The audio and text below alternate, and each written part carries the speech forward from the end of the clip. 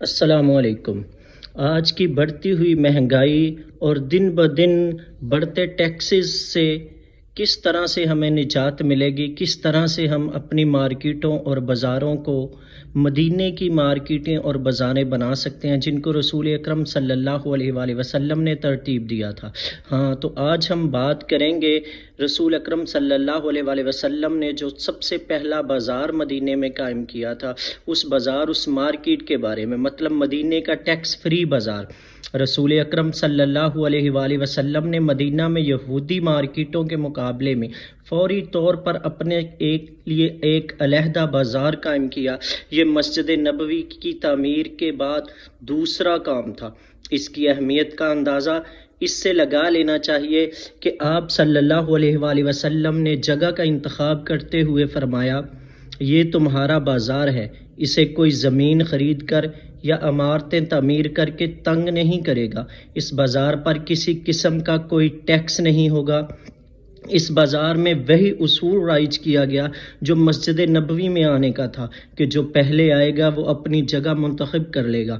فرمایا، جس طرح مسجد کے لیے سب مشترک ہے اسی طرح بازار بھی سب کے لیے مشترک ہے۔ اسلام میں ٹیکس کی اسی قدر ممانعت ہے کہ نبی اکرم صلی اللہ علیہ وآلہ وسلم نے فرمایا، صاحب مکس یعنی ٹیکس وصول کرنے والا جنت میں داخل نہیں ہوگا۔ ایک اور جگہ فرمایا، ٹیکس لینے والا حوض کوثر کے جام سے محروم رہے گا۔ ٹیکس فری مارکیٹ آج کے جدید دور کی معاشیات کا سب سے سنہرا اصول سمجھا جاتا ہے، جسے ایز آف ڈوئنگ بزنس کے چند بنیادی تصورات میں شمار کیا جاتا ہے۔ پوری دنیا میں کاروبار اور صنعتوں کے فروغ کے لیے ٹیکس فری زون بنائے جاتے ہیں۔ اس تصور کی وجہ یہ ہے کہ تاجر کو مکمل طور پر کاروبار میں آسانی دی جائے تاکہ اشیاء صرف عوام کو سستی میسر ہو سکیں۔ اس اصول کے علاوہ رسول اکرم صلی اللہ علیہ وآلہ وسلم نے کسانوں، کاریگروں اور مصنوعات تیار کرنے والوں کو بھی تحفظ دیا۔ آپ صلی اللہ علیہ وآلہ وسلم نے فرمایا کہ اس بازار تک پہنچنے سے پہلے کوئی ان کا مال نہ خریدے۔ ہم آگے قافلوں کے پاس خود ہی پہنچ جایا کرتے تھے اور شہر سے پہلے ہی ان سے غلہ خرید لیا کرتے تھے، لیکن نبی اکرم صلی اللہ علیہ وآلہ وسلم نے ہمیں اس بات سے منع فرمایا کہ ہم اس مال کو اسی جگہ بیچیں گے جب تک اناج کو بازار میں نہ لائے۔ یہ صحابہ اکرام فرما رہے ہیں نبی صلی اللہ علیہ وآلہ وسلم کے اصولوں کے بارے میں۔ رسول اکرم صلی اللہ علیہ وآلہ وسلم نے فرمایا، کوئی شخص کسی دوسرے کی بے پر بے نہ کرے، مطلب کوئی شخص کسی دوسرے کی بولی پر بولی نہ لگائے، یعنی کہ بولی سے مال خریدنا اور بیچنا بھی نبی صلی اللہ علیہ وآلہ وسلم نے منع فرمایا کہ اسے آگے جا کر نہ ملے جب تک وہ بازار میں نہ آئے، مطلب کہ بازار میں جب تک مال نہ پہنچے تو بازار سے باہر ہی آپ اس کا پورے کے پورے کا سودا نہیں کر سکتے۔ سودے پر سودے کی ممانعت۔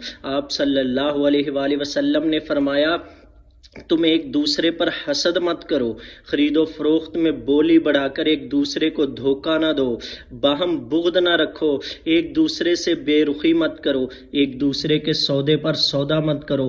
اے اللہ کے بندو، تم بھائی بھائی بن جاؤ۔ مسلمان کا بھائی ہے، نہ اس پر ظلم کرے، نہ اسے حقیر سمجھے، نہ اسے بے سہارا چھوڑے۔ ایک شخص کے برا ہونے کے لیے یہی کافی ہے کہ وہ اپنے مسلمان بھائی کو حقیر سمجھے۔ ہر مسلمان کا خون، مال اور عزت دوسرے مسلمان پر حرام ہے۔ سچ کی کمائی میں برکت ہے۔ آپ صلی اللہ علیہ وآلہ وسلم نے فرمایا، بیچنے اور خریدنے والے جب تک جدا نہ ہوں انہیں سودا ختم کرنے کا اختیار ہے۔ اگر دونوں سچ بولیں گے اور بات واضح کریں گے تو ان کے سودے میں برکت ہوگی، اور اگر کوئی بات چھپائیں گے اور جھوٹ بولیں گے تو ان کے سودے میں برکت مٹا دی جائے گی۔ جال سازی اور دھوکہ بازی منع ہے۔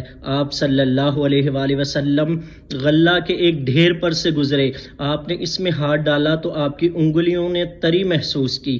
آپ نے پوچھا، اے غلہ والے یہ کیا ہے؟ اس نے عرض کی، یا رسول اللہ صلی اللہ علیہ وآلہ وسلم یہ بارش میں بھیگ گیا۔ آپ صلی اللہ علیہ وآلہ وسلم نے فرمایا، تم نے بھیگے والے حصے کو اوپر کیوں نہ کیا تاکہ لوگ اسے دیکھ لیں؟ یاد رکھو، جس نے ہم سے دھوکہ و فریب کیا وہ ہم میں سے نہیں۔ رسول اکرم صلی اللہ علیہ وآلہ وسلم نے سود کھانے والے اور کھلانے والے پر لعنت فرمائی ہے۔ آپ نے سودی لین دین کے دونوں گواہوں پر اور سود لکھنے والے پر بھی لعنت فرمائی ہے۔ ابن مسعود رضی اللہ تعالیٰ عنہ سے مروی ہے کہ نبی اکرم صلی اللہ علیہ وآلہ وسلم نے فرمایا قیامت سے پہلے سود، زنا اور شراب عام ہو جائے گی۔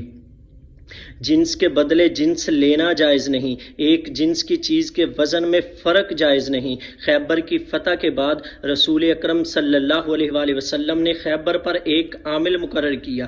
ایک دفعہ وہ آپ کے پاس عمدہ کھجوریں لے کر آیا۔ آپ صلی اللہ علیہ وآلہ وسلم نے پوچھا کیا خیبر کی تمام کھجوریں ایسی ہی ہوتی ہیں؟ اس نے کہا اے اللہ کے رسول، سب ایسی نہیں ہوتی، ہم ان کھجوروں کا ایک سا معمولی کھجوروں کے 2 سا کے بدلے میں لے لیتے ہیں۔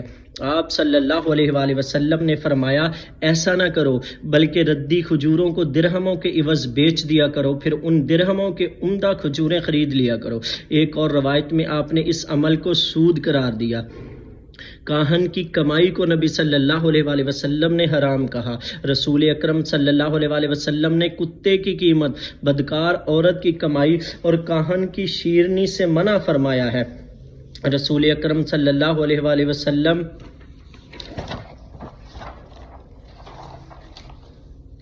سودا کرتے وقت قسم اٹھانا۔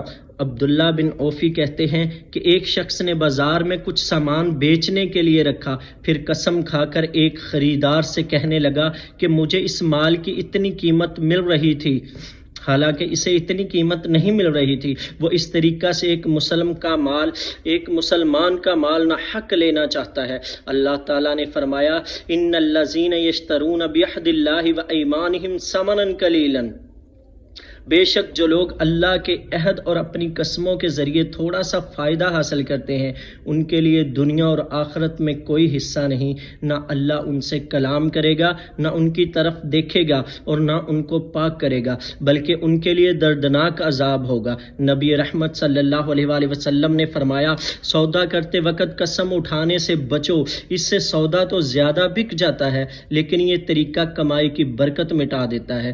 عبداللہ رضی اللہ تعالی عنہ سے روایت ہے کہ رسول اکرم صلی اللہ علیہ وآلہ وسلم نے فرمایا قیامت کے نزدیک خاص لوگوں کو سلام کرنا رہ جائے گا، تجارت عام ہو جائے گی، حتیٰ کہ بیوی تجارتی کاموں میں اپنے شوہر کی مدد کرے گی، رشتہ داریاں ختم ہو جائیں گی، جھوٹی گواہی عام ہو جائے گی، سچی گواہی کو چھپایا جائے گا اور قلم ظاہر ہو جائے گا۔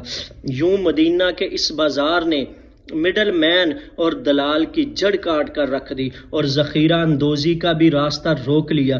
یہی وجہ تھی کہ کاشتکار اور دستکار کو اس کی محنت کا پورا معاوضہ ملنے لگا اور اس کو ان لوگوں سے نجات مل گئی جو بغیر محنت کے سرمایے کے بل بوتے پر مال خرید کر ان کا استحصال کرتے تھے۔